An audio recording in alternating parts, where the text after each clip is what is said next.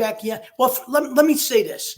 I had 6 opportunities in the line of duty to take a human life, and I killed no one. Right. And I'm very proud of that. Now, am I afraid to take a life? Absolutely not. I'll kill you in a heartbeat. What I was afraid of is the ramifications that came after the fact. Mm-hmm. Anytime a police officer uses deadly physical force, he has to go sit in front of a grand jury and explain to, 12 nitwits who may not like me because I have a bald head. Right. We're going to rule on emotion, and they could determine that I used deadly physical force when I didn't have to. Right. And then I'm going to get fried. And, I was going to face department charges, criminal charges, and you're getting sued. Today, if you pick your nose as a cop, you're getting sued. Right. And back in the day when I was a cop, we were indemnified.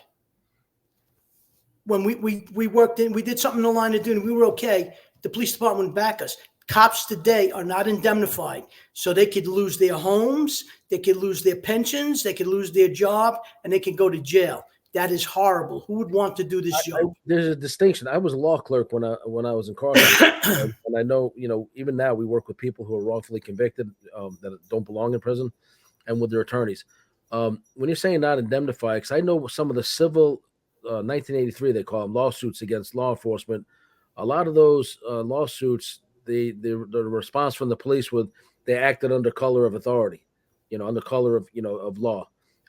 So you're saying that there was ways they could be stripped of that basically immunity and lose their personal assets for what they do on the job. Now you're not indemnified at all. Okay. Police department doesn't back you up. The city of New York, you had what was called a corporation counsel who represented you. Now, I was sued twice. Mm-hmm. Okay. Within the line of duty, I did nothing wrong. Okay. I was, right opposite 210 Rivington Street. There was a big school there that was an abandoned building. Right. Some woman, a black lady, took the building over under squatters' rights, and we didn't bother her. And one of her students did an armed robbery against one of the Catholic school kids. Wow. He held the kid up at knife point. So they saw the perp run into the school. They called the police. Now I had school principal, a nun, a priest, the kid's parents, and the kid. We went there, we knocked on the door, and this lady came to the door, and she didn't want to let us in. Okay, so we were there, and the kid says, "There's the guy who robbed me." The kid was standing behind. So my partner ran in. The lady blocked the door. I took the lady off the door. Okay. I handcuffed her for obstructing governmental administration. Now, I had a sergeant there. She's blocking the doorway. Now, we could chase him because it was direct flight. Right. You have to flight or exigent circumstances. You can go in. Right. We got a perp who committed an armed robbery. We're going to chase him, even though he was a kid. That's right. We didn't know the 16s. I don't know how old he was. Okay. I locked this lady up. I put her in the car. I put my hand on her head, pushed her in the car. Okay. By the time I got to the precinct, phone calls were made from Police Plaza. Her attorneys were Alton Maddox and C. Vernon Mason. They were two, Black Liberation Army. Yep. And the lieutenant on the desk said to me, "Cut her loose." Cut her loose for what? Well, we got a phone call. You got to cut her loose. So I'm not cutting anybody loose. I didn't do anything wrong. Right. Okay. I did this. I have 15 witnesses there. I did it under the direction of a sergeant. She prevented us from doing our lawful duty. She refused to let us in. She doesn't own the building. Make a long story short, I was sued. The sergeant was sued. The lieutenant who ordered me to cut her loose, and I didn't do it. I said, "You do it. I'm not doing it." Okay. He got so shaken up, he retired. He was afraid. Right? Don't forget, it's a 7th precinct now, the dumping ground. Okay, so you had a nervous Nelly there, and I got sued. I went to the corporation counsel. Now these people Automatics and C. Vernon Mason, they're slick. They know that they'll witness you to death, and it will probably cost 10. You broke up a little bit. You broke up there. What did you say? It'll probably. Hello, got me? Yeah, you're breaking up just a little bit. Good. They're slick because of what? They knew that it costs approximately. They're going to bring witnesses in, and they're going to milk the system, and it's about 10 grand a day to keep that courtroom open. Okay, so it was cheaper for the city to settle with her out of court, and they gave her $100,000. Oh my God. Okay, and they gave her an abandoned building up in Harlem. Didn't cost me a dime. For breaking the law. Isn't that crazy? You know, and the kid got arrested and whatever, but that's just the way it was. You know, Unbelievable. I never took things personal.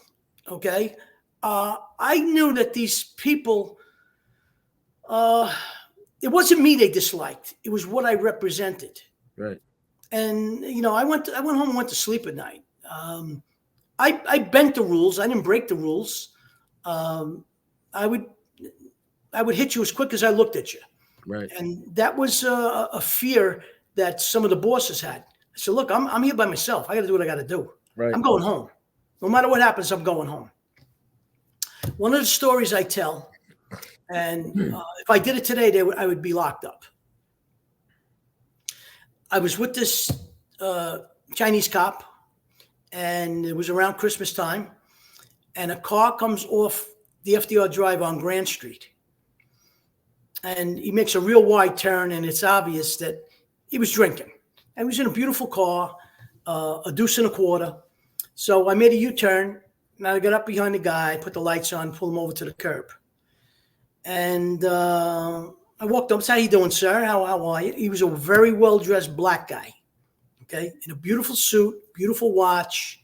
Now, this is right around Christmas time. Now, I'll give you a little secret. At Christmas time, cops lock up the world. Why? Because we want overtime for Christmas. Okay? So everything goes. So the perception the public has is a lot more rest during the holidays. There whole is. Climb down for the tourist benefit. But you're saying it's also for the overtime. We all make a lot of overtime. Gotcha. And central booking is going to be wall-to-wall bodies. Right. I was in Brooklyn Central booking several times, and sometimes it took days to get out of there. Exactly. A cell built for 20 people, you got 45 in it. You can't sit down. They're shooting up dope. They're getting high. It's disgusting. Okay. Yep, I did it. I've been there, done that. Unfortunately, so, you know the deal. Okay, yeah. And especially in December, we called it collars for dollars. Okay, how you doing? You are a lampshade. You're a new pair of shoes. You're a bedspread for my wife. Right. You know what I mean? You look at people in a different fashion because everybody's a keeper. Everybody goes. All right. So it's not corruption. You did something wrong. We locked you up. Nobody got flaked. You know, there's certain things you could go like this, and you know, guy smoking a joint on the street. Guess what? He's a keeper. It's a collar. Under normal circumstances, you didn't see it, or you tell him throw it on the floor, throw it in the sewer. You know, it's a bullshit crime. But you know, you got these super big eyes. Comes December, so I pull this guy over. And his license, registration. He opens up his wallet. I see a picture of him, his wife, and what appears to be his grandchildren. And I didn't see him anymore. I saw my dad. And I said, where you coming from? He says, at Christmas party. He's got Jersey plates on the car. He's trying to head back to take the tunnel. I believe it was the Holland Tunnel going back to Jersey. He was heading towards Canal Street. It's okay. I said, you have a little too much to drink? He says, yeah, it was a party. He was having a good time.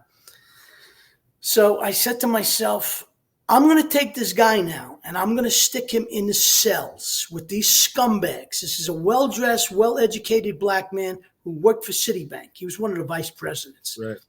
A very well-spoken, super nice guy. So I said, I made a decision. I'm not locking him up.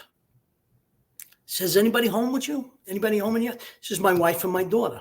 I said, can we call them? He says, yeah. So I get out of the car. We went over to the phone booth, made it for hello. I'm Police Officer Balistrieri. And I have your husband here. He is okay. He's got a little bit of a headache. He doesn't need to go to the hospital. He just doesn't want to drive. He's a little tired. You know, I made up a bullshit story. Right. Let me let you speak to him. Okay.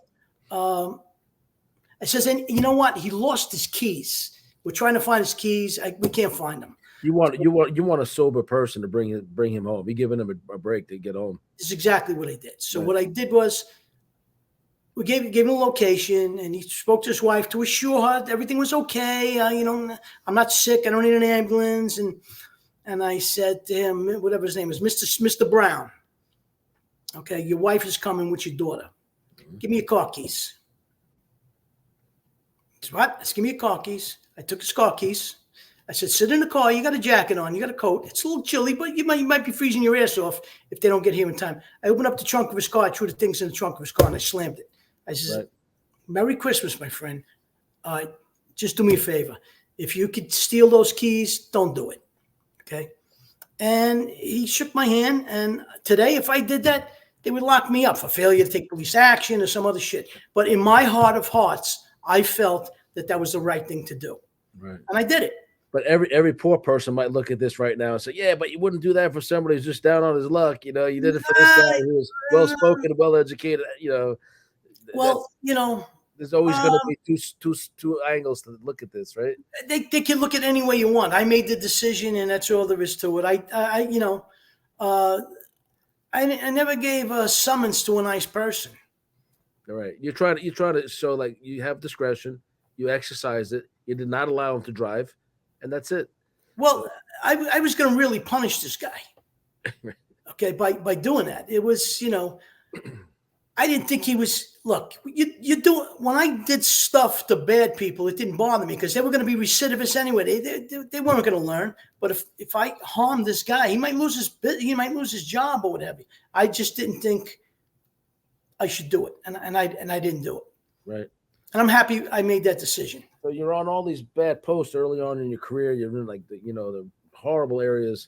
How are you eventually like ending up the Mafia squad and all that? Okay. How on earth? Now I know you went to Chinese stuff first and the Chinese heroin. So you start there.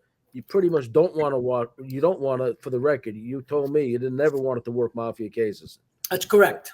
So for various reasons you'll get into in a minute, but. How do you transition from this to start moving up to detective? From the anti-crime unit I was in, I applied to the Organized Crime Control Bureau, which is broken down into 3 sections. One does narcotics. The other does vice and gambling, which is, people known as vice. They called it public morals at the time. Right. And auto crime. If you had juice, you went to auto crime. If you had juice, you went to public morals, like my partner did. I went to narcotics. I worked in Manhattan South Narcotics, which was 59th Street, river to river down. I was one of the cops that was responsible. My team, we had the Deuce, which is 42nd Street. We went out as an army, and we were locking up 30 people a day. That's how busy it was until we just knocked the jock off them. Okay, from there, I went to Queens. I worked in Queens Narcotics, where I got promoted to detective. Okay, while in Queens Narcotics, they opened up a unit called HIDA, High Intensity Drug Trafficking Area. I believe it was one of the first. It was definitely the first unit in New York. What President Bush said was, give me 30 of your best detectives, and we're going to divide this up into Colombian drug gangs, non-traditional drug gangs, and Asian heroin. Okay, so I go down for the interview. Now, working in the 7th Precinct, it started to become infiltrated by the Asian gangs. Right. And I got to know how to talk to them, what to say, what to do, what to look for. I did an intelligence paper for the captain on my precinct and what was there. There was the tongs, the this, to that. I had a situation where one of the Asian gang guys tried to shoot me and my partner, and he put a gun up. It went close to my head. We were in very close proximity. We got put into the police department's honor legion for that. We got commendations, which is like it's pretty high up on the rank of medals. Right. So I had this Chinese lieutenant was trying to trip me up. He interviews me, but I had all the answers for him. So he says to me, "Listen, would you mind becoming an undercover in my team?" I said, "Well, what's in it for me? I got my detective shield. That's what they usually rewarded you with when you became an undercover. They kicked the shit out of you for like 18 months, 2 years. You're putting yourself in real bad places, conditions, and then they reward you with a detective shield. Right. And then from there, you do what you want. You go back to becoming an investigator or what have you. Some guys like to stay as in undercover. I did some undercover work, but not a lot. Right. And I wasn't an undercover at the time. So I decide that I'm going to be an undercover in the Asian heroin team. All right. And this guy is giving me his word that they're going to promote me to what's known as second grade, which is I'm going to make sergeant's pay now. So what I do is I concoct the story. I become a completely different person. I have a driver's license, credit cards, gun permit, voter registration, social security number, a card that says I work for Citibank. I'm a completely different person. I was completely removed. The CIA would call that a legend, establishing an identity that's not your own. I'm just saying what was done with the NYPD. Right. The license plates in my car were unable to be traced because I'm going to be in a great amount of danger. I never went to a police facility. I didn't go into precincts. When I went to court, I testified under my shield number. We usually went into back rooms to get into court. So now I'm this undercover. Okay. And what I did was I took the name of a wise guy associate. His name was, I don't want to mention his name. I don't know if he's still alive or whatever, but he had a lot of nephews and he was very involved in the nightclubs and everything on Long Island. So I took one of his nephew's names. I used my grandmother's address in Ozone Park. I knew the streets. I knew the area. I could never get tripped up. I never wanted to work with another undercover. I'd rather work by myself. Of course, you don't have to worry about how he's going to slip up. Right, exactly. And these people are slick.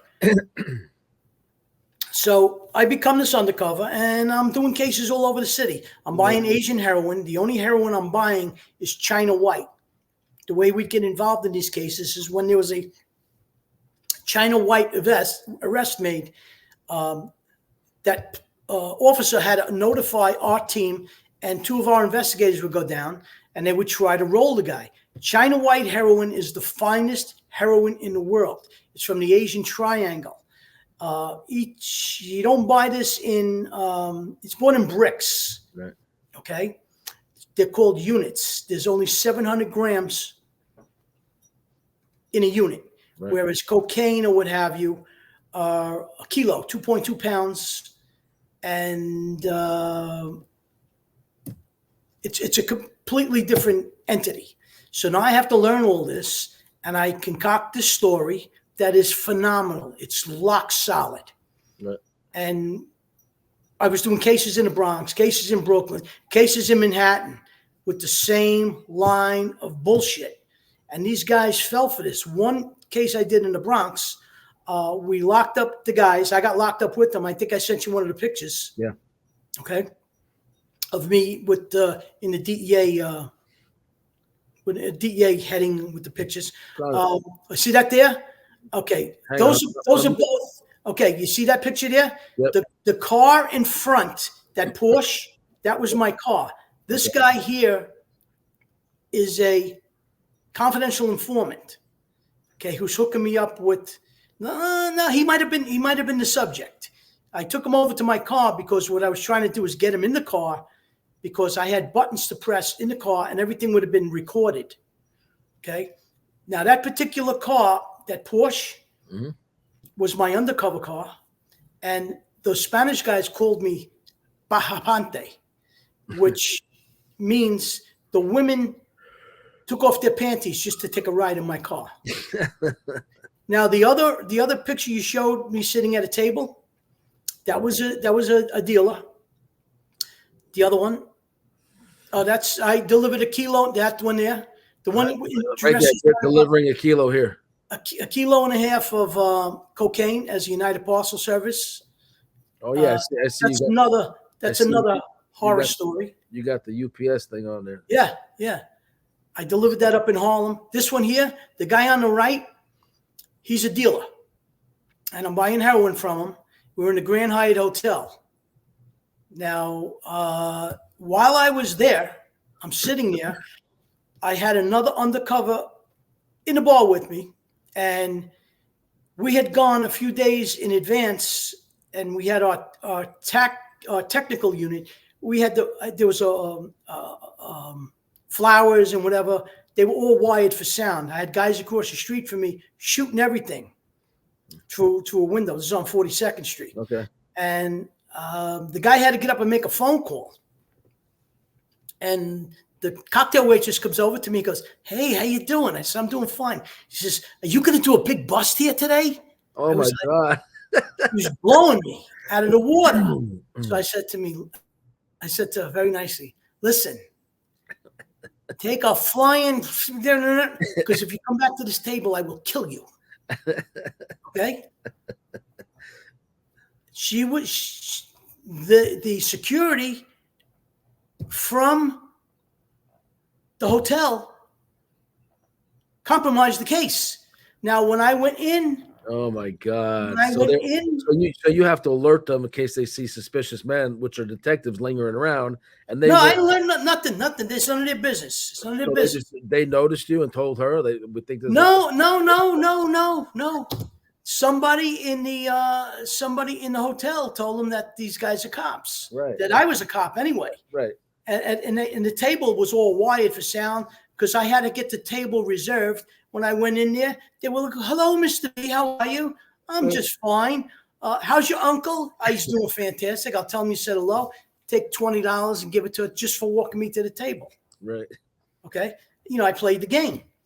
And what does she do? Are you going to make a big bust here today? I was like, oh, that would have been a problem. That would have been a major problem. Yeah. And I was pissed that they did this. But that guy there was one of the guys that was petrified of my uncle who never existed. When we locked him up, him and his partner, we were up in the Bronx together. They separated us and they put us into different cells. They were crying. And they were like, "Well, you guys are drunk. What are you crying for? This guy's uncle. You don't know who he is. This guy is this. He's that. His uncle's going to come and kill us. We'll never make it to the gym." I got this Academy Award-winning performance. But that's who I was. That's what I did. And when they get like that, you can keep it simple and they approach you with that. "Hey, talk to him. Talk to your uncle." You could be like, "There's nothing to say," because you don't want to say anything. I don't talk. Listen. My story was this. Okay, how you doing? I had been in the pizza business, wherever I had to be. I talked about a business that I was in that they couldn't trip me up. Right. And I'm throwing powder on the street. I'm always looking for a new line. Okay. I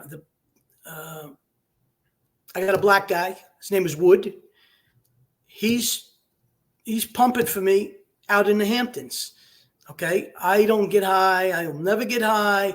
I make my money off people's noses and problems. Mm-hmm.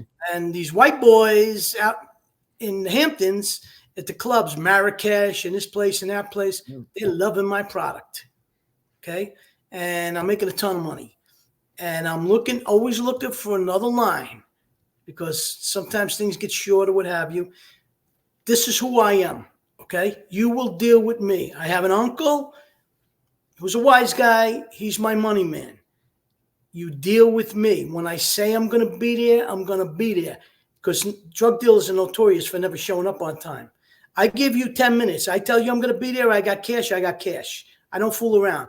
Okay? Understand me loud and clear. And I took this very dominant role.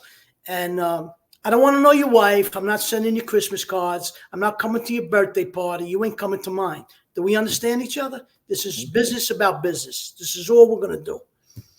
And they were like, you know, they take a step back. And they believed it. It was phenomenal. I had a guy in Brooklyn. Okay. Had an informant who owned a big funeral parlor who got locked up.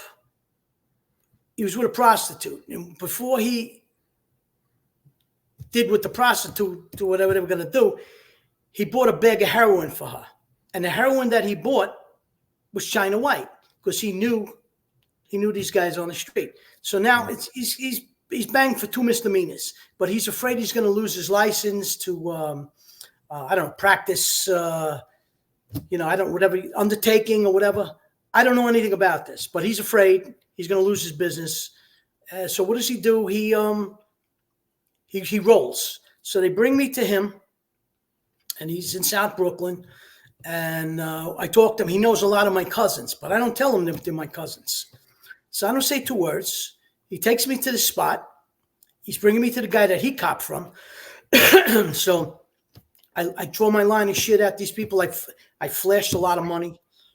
I get them hook, line, and sinker. Now, I'm in the street. He says, I'm going to hook you up with my boy, man. We could do this. Yeah, I tell him, listen, I'm here. I need a little taste from you, okay? Because I'm going to keep buying them. Right. Okay? I'm going to let them play into my hand.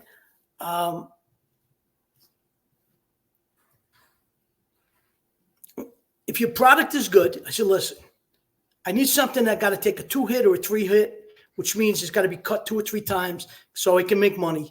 I said, I don't want nothing beige. Don't do no shake and bake on me, which means you give me good product today, and then next week you're cutting it and it's garbage. Because I got somebody looking at the product. I got a pig, which is a guy on the street that's going to test it for me. He's going to tell me how good it is by shooting it up. And I got a hot box, which is a chemist has this thing that separates the heroin from the cut and this and that. So I'll know exactly what you're selling me, okay? So he goes and gets this guy. He brings him back. The guy walks up to me. Immediately he goes, you're a cop. He grabs me like this. Now this is on the street with a lot of people there. Now I got a gun. I don't want him to grab the gun, but I do have a story if he grabs the gun. Right. First of all, he's going to get hit. So he says, I know you're a cop. So what I did was I reached down and I grabbed his crotch. I said, listen, I know you got a big pair of balls here. I want to see how big your hammer is, because if you touch me again, I'm going to hurt you. Right. So, all right, B. All right. Don't you ever insult me again, okay? You don't know who I am, okay? So I come off like this. I caught a real big attitude with him, and he backed down. And they were 2 young bucks. They couldn't do shit. But one of the guys, I did a few buys with them or whatever, and I came in and I was buying. I had $9,000, 6. I was buying like 3 ounces from them. Right. So I decided to do it in a restaurant. And right before I was to make the buy, the informant calls up the office. He speaks to my boss and he says, they're coming. There's going to be 3 or 4 guys in the car. Everybody's got guns. Okay. Because they're thinking you're going to rip them off because they got a lot of product. So he comes in the restaurant, and I brought another undercover with me that I could see. He's facing me on an angle. And I had certain words that I would say that those were my code words. If I said those words, my field team had to move in because everything was being recorded. Right. But not on, I used a phone or whatever. I had these recording devices that were going back to another place. So anyhow, this guy comes in. I said, I'm going to make this bastard sweat. Now, I knew he had the gun, and he reached back, and he had the gun pointed at me under the table. So what I did was I continued to read the newspaper, and I ate a hamburger. This guy's sweating bullets. Okay? No problems. Made the buy. and he walked out. But I did that entire buy. I don't know. Yet I believe I had the gun pointed at me for maybe 10 or 15 minutes while I ate. Then these were two. They were make believe. They couldn't do damage. They couldn't. We locked them up. That's just some of the crazy things that I did. As crazy as it sounds, I like the sense of danger. I like getting over like that. Right. Where most guys can't do that. Go ahead. Sense of accomplishment.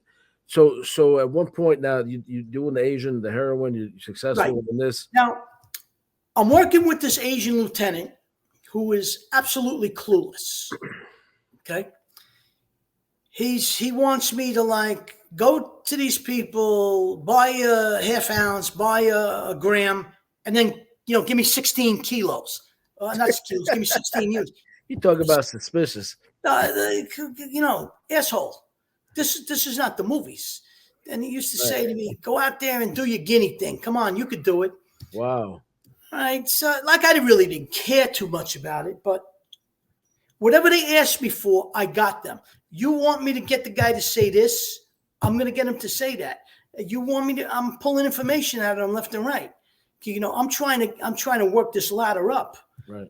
Okay. And me and this guy, we bump heads because he's the lieutenant.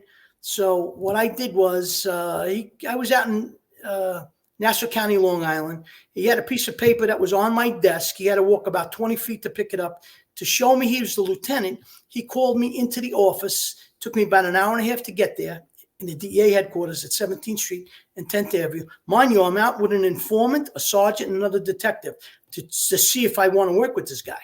Right. Because if I didn't get good vibes with an informant, I wouldn't work with them. The first thing I did when I had an informant with me, I got them in the car and I said, "Listen to me. You blow my cover, I'm killing you. I'll blow your head off. You're going to die. Your mother's going to cry because I'm killing you first." I set that tone. Don't do that. I have a wife. I got kids. I got a family. Okay. You screwed up. I'm going to get you out of the picture as quick as I can.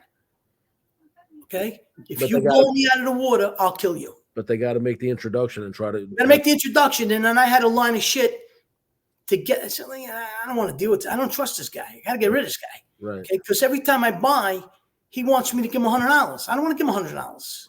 I want to deal just you and me. Right. This guy's a shithead. I don't like him. Okay. I'm taking him out to lunch, taking him out to dinner. I'm making this guy, a liability. And the dealer, he don't want too many people knowing what's going on. Right. So it all worked real good for me. So I come back to the office with this lieutenant and we go nose to nose, and he claimed to be the all-Canadian karate champion. And I gave him a shot at the title. Right. And he decided it would be best not to take a shot at the title, okay, because I was going to whoop his ass. Okay, so now this guy's really riding me. He's breaking my balls. Captain gets in on it, and the captain tells me, you ever talk to me like you talk to the lieutenant, I'm going to cut your balls off. So listen, Captain, I don't know who you are, but there ain't nobody on this job that can cut my balls off, okay? I says, I don't give a shit if you have bars, stars, stripes, eagles on your shoulders. First, I'm a man, then I'm a cop. You're not going to disrespect me. Because if I did something wrong, I take it on the chin. Mm-hmm. Okay? What can you do to me? I says, this guy's breaking my balls. He's riding me. He's doing all this kind of shit to me. He's calling me a guinea, which, I don't particularly care for it. So I go back into the team. Now, what does this guy do? I'm carrying a gun that I shouldn't carry. It's a nondescript gun. He takes the gun away from me. I said, it's no problem. Because you know what? I can't carry an undercover gun. I don't want to be an undercover anymore. Now, right. we got $30,000, $40,000 of product out. We got money that I bought product from on the street. He's got to explain why this is out there. So he's really riding me. He's breaking my balls. Didn't he also, is this the same guy you said you could, when you're undercover, you can report for work in the field? He's the one, he kept making you go to the police station to sign in for work. Well, to DEA headquarters. Oh my God. He was just busting my balls. Why? Because he's the lieutenant. But what I did was, when he did that to me, he took my car away. Okay, so I had to use my own car to drive back and forth from Long Island to the west side of Manhattan, 2 hours a day. Not a problem. I did it. And what he did to me was he made me sign off in the field. Okay, because I have to work with another guy. So what I did to him was, I had that other cop take me back to the DEA headquarters, and we put in for overtime the next day because we're entitled to it. Right. And that cured that. So they decided they're getting rid of me. So my punishment was, they put me in a traditional Italian organized crime team, which I did not want to be. Okay. So I'm working with this other cop. And the case I'm doing is the Italian bread case, where organized crime is telling bakers where they could sell their Italian bread. You can't do that. Mm-hmm. What organized crime did was they opened up these corporations, which were legal corporations, but they're running a felony enterprise. Right. Okay. So me and this guy, we were running all around Queens and Brooklyn and Canarsie. I go to these mom and pop stores, say, hey, how you doing there, Mr. Bill? How's everything? Yeah, this is my brother-in-law over here. We just opened up a bakery down in Tribeca, Soho area. And what do you pay for a loaf of bread? We pay 25 cents. It's okay. I'll do it for you for 15 cents. And they'd say, I'd like to, but I can't. So what do you mean you can't? Well, we can only buy bread from certain people. Well, what people is that? This one, that one, this one, that. I said, listen, this is America. You buy bread from anybody you want. So I said, I'll come back. I'll come back. I give him a week or so. Come back. How you doing? You remember me? Yeah. I'll do it now for like 15 cents a loaf or whatever. I can't buy bread from you. What do you mean you can't buy bread? The association. What are you talking about, association? I don't know nothing about no association. We've been in the bread business, my family's been in 25 years. Nobody told us about association. We can't. Oh, come on. Give me a break. So next time I come back with a recording on, okay, right, where I can record what this guy's saying. I come back. I bring like a dozen loaves of bread. Don't worry about it, Bill. Look, these are free. I take all the loaves, I throw them on the other ones, I throw them some other place, I put my bread out there. And now the guy's saying, listen, you got to stop this here. I said, well, you send the association, let them see us. Okay, I'll talk to them. And what do they do? What I'm doing is I'm setting up the wise guys to come and pay us a visit. Right. Now, I'm starting to do well in this case. This case is going on for a few months. What are they going to have to do? By the way, I didn't get promoted to second grade with that other first lieutenant who promised me. I was in that team 2 years buying heroin, doing well. Okay. And I did other things like you saw. They needed an undercover to deliver kilos of cocaine. I did that as well as United Parcel guy. I was a versatile guy. I did whatever they asked me to do. I didn't have to do it, but I did it. So now what do? I'm doing well in this team. They're going to have to maybe promote me if we get positive results. So the guy I was working with stayed in the team, and they stumped me into the private sanitation team, which were the bad news bears. Everybody hated this team. Okay? Now, they stuck me in this team doing a wiretap, which I hated to do. I couldn't stand it. The lieutenant who ran the team treated this entire team like shit.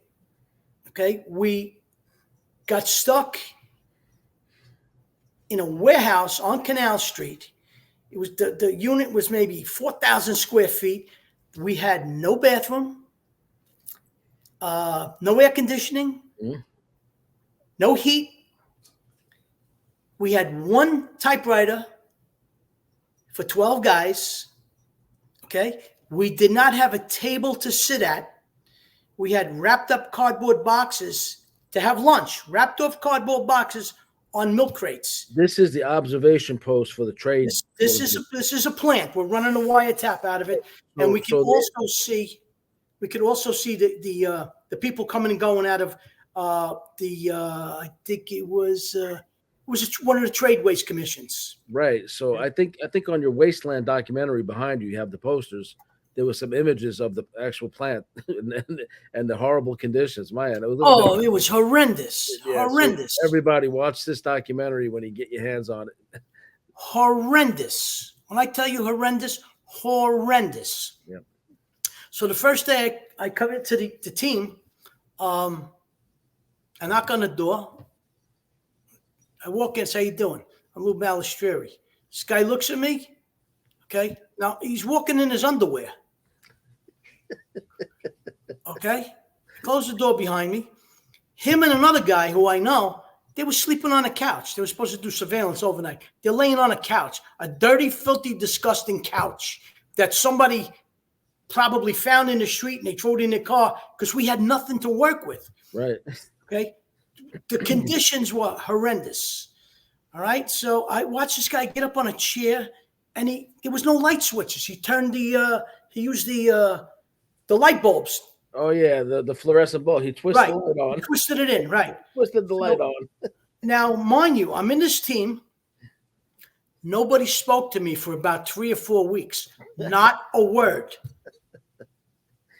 Not a word. You guys are supposed to have each other's back. Your life's on the line. Not a word. There's no communication. Right? Everybody's resentful for being there, suspicious of each other. Everybody hates each other.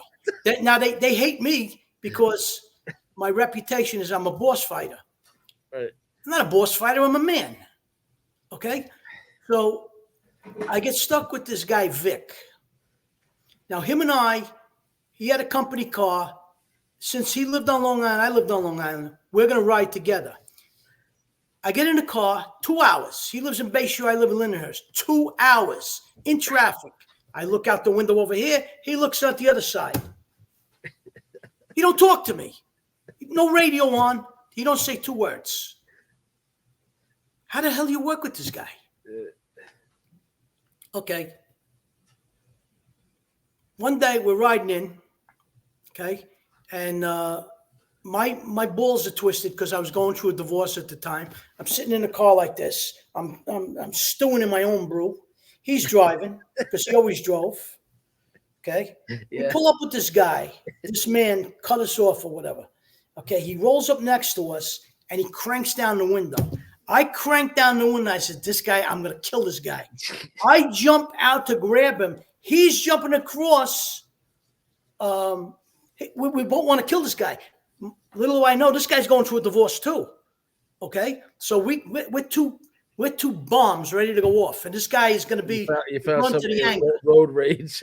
Oh my God! Two detectives about to beat the crap out of a motorist, exactly. And he doesn't know. We're in a department car. We're in a car that nobody knows. Right. Okay, so the guy took off, and I said, "Listen, I'm very, very sorry. I'm normally not like this, but I'm going through a divorce. I'm losing in this divorce, and was you kidding me?" I said, "No." He said, "I'm going through a divorce too." I said, "You're kidding me." Now we got something in common, and we become friendly. Okay. And I find out his family, his father was a cop. My father's a cop. He's Italian. I'm Italian. I know this guy. And we make a pact. And the pact is this: you cover me, I'm covering you. And everything is good. Right. Okay. I'm not who I'll take a bullet for you. I'm not this guy that they're making out to be. And he realizes that. Right. And we become really good friends. Then this is Vic, right? That's Vic. Victor Fiabani. Okay. Right. Today he's my brother. Okay. Now that's not him. That's me. I got a picture of you guys somewhere here. Yeah, it's there. If I can find it. He's on the poster there. I keep putting you on the. Hang on a second. I think you gave him a nickname. Yes, there he is. There he is. Okay. There you go. You can slide to your left a little bit so you can see. Listen, he's pretty. We nicknamed him Pretty. Okay. He's a tall, handsome guy. Right. Okay. He's pretty. Okay, so now he loves his lipstick. He loves his lipstick. I heard. Oh, that's another story. That's another story. We're gonna tell the audience about this in a second, right here. Absolutely, absolutely. Vic, shout out to Vic and to Blistics. He's the best. The best lip balm on planet Earth that I've never tried. But these guys know all about it. And wait till you hear the story about this product. So Vic and I have to go out and do a surveillance together. Right. Okay. This is the first one we're doing. First time we're out in the field together. Okay. So the sergeant sends us into Brooklyn. We're going to look at one of the tradeways associations. Right. So now, when I was in narcotics and we did stuff, I carried what was called a battle bag because you never know what you're going to run into. Okay. Right. Now I got this battle bag, it's in the back of the car now, and I got extra handcuffs, hand grenades, bazookas, because whatever. Okay. Hammers, pliers, because you never know what you're going to run into. Okay? Hey, I was a prolific jewel and art thief, and in the beginning of my career, I used to carry everything. Then I realized, wait a minute. That's possession of burglar's tools. That's what it is. So I toned it down, and I found hiding places. Like I'd have tennis rackets hollowed out, and I'd have some cotton down in there, and I put lock picks down in there and a cork top, and I'd have a tennis racket over my back with lock picks. You adapted. Nobody would know. Right. So now we pull up to this location. Now he's the driver. I'm sitting there, and he says to me, Do you want a drink? I says, yeah, give me a Sprite. So he gets out of the car. He goes over to a bodega or whatever. He gets a Sprite. He brings it back. Now he's drinking a Diet Coke. I said, what the kind of fairy Mary drinks a Diet Coke? A grown man, he drinks a Diet Coke. You know what's funny? My fiance's Mary. She loves Diet Coke. Okay. Fairy Mary. But she could. She's a woman. She's got me drinking it over here. What the hell? And I don't like soda even. I'm drinking it up with her. So he comes back in the car. He puts his Diet Coke on the dashboard. I'm sitting there. I'm drinking my Sprite. He reaches in the back. He's got an attaché case. He opens up the attaché case. This is right in front of us. He opens up the attaché. I'm sitting there. In the attaché case, he's got dental floss, nail file, toothpaste, his lip ice there. Okay. And he reaches in the back. He opens it up. And you know those little bottles when you go on the plane? The little bottles of alcohol? Yeah. He reaches in there. He's got about a dozen of those. He takes out a bottle. He opens up. He pours himself a drink. Okay. I was like, oh my God. I said, where did you work? He says, I worked in public morals. I said, what'd you do there? He says, I locked up hookers. I said, locked up hookers? I said, let me ask you a question. You carry a gun? He goes, oh, yeah, I got one today. Sometimes I do. I was like, sometimes? This dude, you got to ride with me. You better have a gun because I can't carry the both of us. Okay? That was one of the funniest things that ever happened. Now, he's pretty now. I had hair at the time. Make no mistake about it. I did have hair. Okay? Once a week, once every other week, we had to go get our hair done because he did. Now, this guy's growing on me, okay? We went to Ask the Place. He had his hair cutter in there. I find me a hair cutter. It's this nice Brazilian lady, okay, with boobs this big, okay? So before we're out in the field. Before we go there, we gotta go get my hair done. We get our hair done nice, okay? I start to become him now.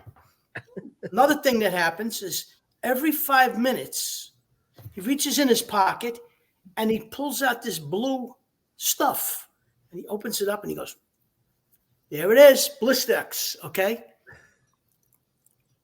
What do I start using? Blistex. Till today, there's Blistex all over he used to floss his, it was incredible. But not just Blistex Medics Blue. Yes. There's a pink one too. And so he had all his stuff. He had his lipstick. That was always in his pocket. Okay.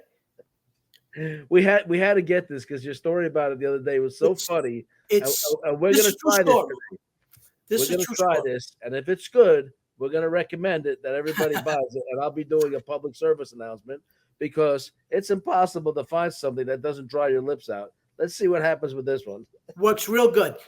I have one of those in my car. My wife has one in her car. There's one on my nightstand. They're all over the house. Okay. If you know Vic Pretty, he's the best. Okay. You're driving the car with him. All right, we're going hunting. On screen. Come here.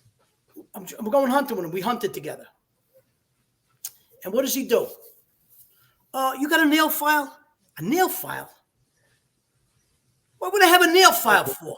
He be going through my glove compartment. You got to start carrying nail files.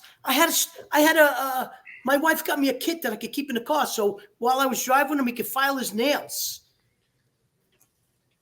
Unbelievable. There it is. On-screen tester, your favorite product. Okay. This is in honor of Pretty, which real name is Vic. Vic, you're welcome to come on here. I know you want to come on. I'm gonna have him come on here. And William Steele from Inmate to Roommate and William Steele True Crime is going to try this on screen right now. I have my assistant, my beautiful fiance, going to apply it to my lips because I'm completely helpless without her.